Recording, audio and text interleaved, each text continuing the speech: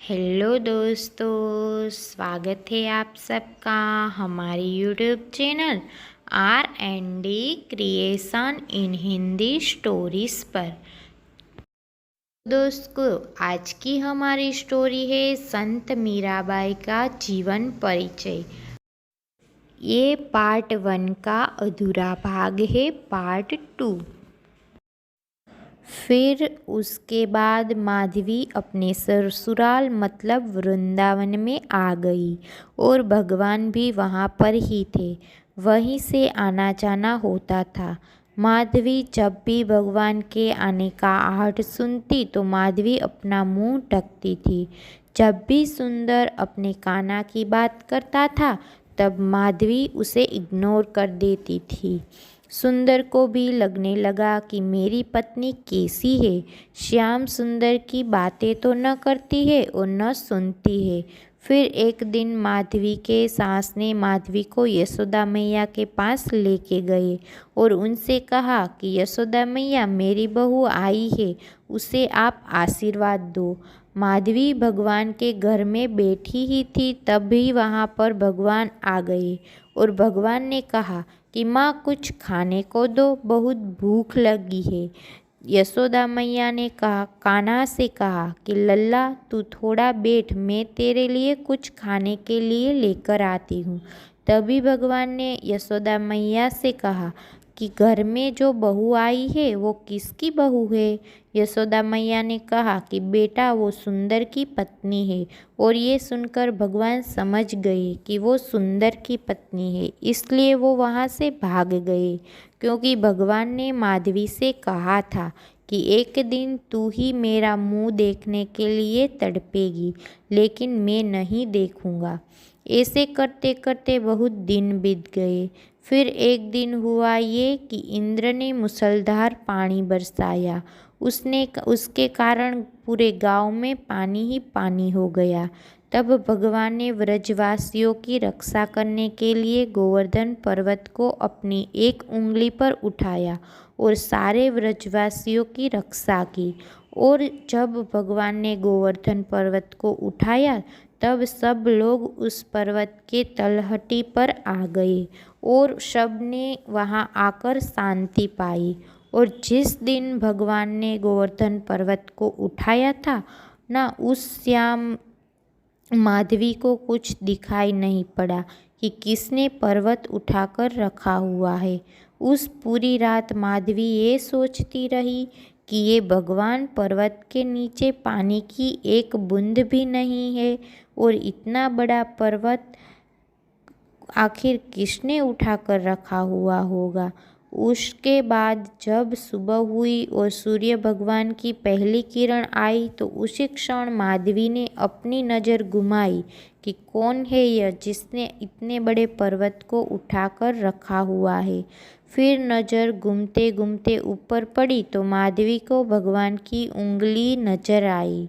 माधवी ने उंगली को देखा तो उंगली बहुत सुंदर थी। उंगली के नीचे दृष्टि डाली तो माधवी को भगवान का सुंदर हाथ नजर आया। हाथ के नीचे दृष्टि डाली तो माधवी को भगवान का सुंदर सुंदर चेहरा नजर आया। और माधवी ने पहली बार भगवान श्री कृष्ण को देखा, यानी उनकी सुंदर मुस्कान, सुंदर आँखें और सुंदर चेहरे और उनकी घुंघराले से बालों को जो माधवी ने देखा तो माधवी ने ये समझ गई कि एक उंगली से पहाड़ उठाने वाला और वो भी 7 दिनों तक उठाकर रखने वाला कोई साधारण पुरुष नहीं हो सकता, बल्कि वो भगवान ही हो सकता है। ये सब देखने और जानने के बाद तुरंत माधवी रोने लगी और मन ही मन कहने लगी कि हे माँ, तूने मुझे कौन सा गंदा पाठ पढ़ा दिया। उसी दिन मैंने क्यों न भगवान देख लिया जब वो मुझे भाभी भाभी कहकर बुला रहे थे। माँ, आपके पाठ के कारण मैं इतने दिन तक भगवान की इतनी सुंदर और आकर्षक छवि से वंचित रह गई। और वो रोने लगी। जब उसने भगवान के चरणों को ऊपर दृष्टि डाली तो माधवी उन चरणों में डूब गई और मन ही मन कहने लगी कि हे श्याम सुंदर, मुझे इस कृत्य के लिए माफ़ कर देना, और रोने लगी। और देखते ही देखते एक भगवान थे जो 7 दिनों तक ना कुछ खाए थे और ना कुछ पिए थे, सिर्फ खड़े होकर रहे थे। और एक माधवी थी जिसने 7 दिनों तक सिर्फ अपने द्वारा किए गए अपराध का पश्चाताप करती रही कि इतने दिनों तक मैंने भगवान की इतनी सुंदर छवि को क्यों न देखी, क्योंकि ये तो स्वयं भगवान है। और मेरी माँ ने मुझे ये पाठ पढ़ाया कि तू देखना भी मत, और इस तरह से मुझे मेरे भगवान से वंचित रखा। कई लोग हमें ऐसे ही पाठ पढ़ाते हैं कि भगवान की शरण में मत जाओ, भगवान विद्वान कुछ नहीं होता, बल्कि वो तुम्हारा सिर्फ अंधविश्वास है और कुछ नहीं। जैसे माधवी की माँ ने माधवी को जैसा उल्टा पाठ पढ़ाया, ठीक उसी तरह इस संसार में हमें भगवान से दूर करने के लिए पाठ पढ़ाए जाते हैं, जिससे हमें ये लगने लगता है कि भगवान से हमें दूर रहना चाहिए। फिर माधवी की भगवान की नज़रों से नज़र मिल गई और माधवी उनसे आकर्षित हो गई और मन ही मन उनको अपने दिल में बिठाकर दिन रात उन्हीं का चिंतन करने लगी। चिंतन करते करते माधवी को कब 7 दिन बीत गए, कुछ पता ही नहीं चला।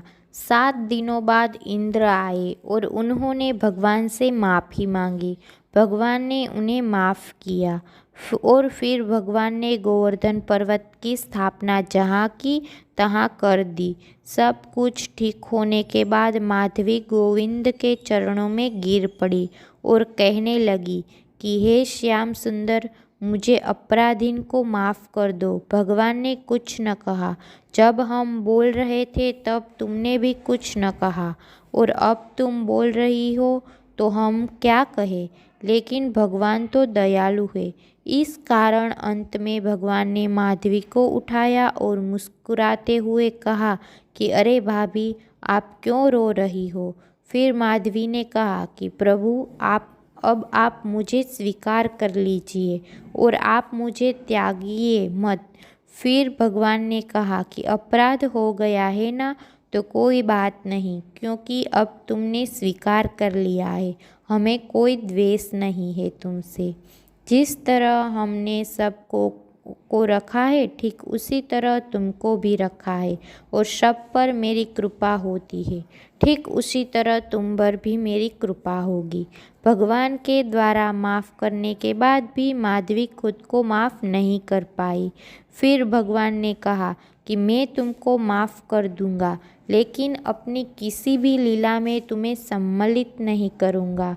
तो इसलिए भगवान ने माधवी को अपने किसी भी रासलीला में या अन्य किसी लीला में सम्मिलित नहीं किया। दोस्तों, आपने लीला में सम्मिलित न करने के पीछे भी एक कारण था। क्या था वो कारण? जानने के लिए इस स्टोरी का पार्ट 3 सुनिएगा। हमारी ऐसी ही स्टोरी सुनने और देखने के लिए हमारी चैनल को लाइक करिए, शेयर करिए और सब्सक्राइब करिए। धन्यवाद। जय श्री कृष्ण।